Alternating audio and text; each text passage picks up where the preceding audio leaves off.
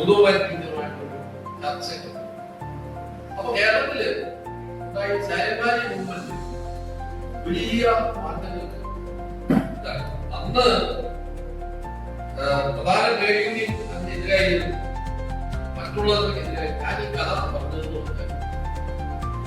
ഇന്നും silent Valley മൂവ്മെന്റിലെ അന്നാണ് വികസനവും പരിസ്ഥിതിയും തമ്മിലുള്ള ചർച്ചകൾ 1970-80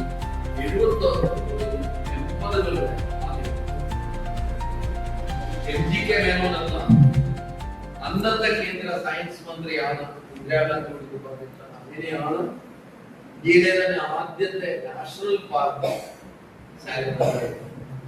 ഞാൻ ഈ ഇത്രയും കഥ പറഞ്ഞതിന്റെ കാര്യം ഈ സുസ്ഥിരത എന്ന വാക്ക് ഞാൻ അതുകൊണ്ടാണ് സുസ്ഥിരത എന്ന വാക്ക് ഇന്ത്യയിലാണ് ആദ്യമായി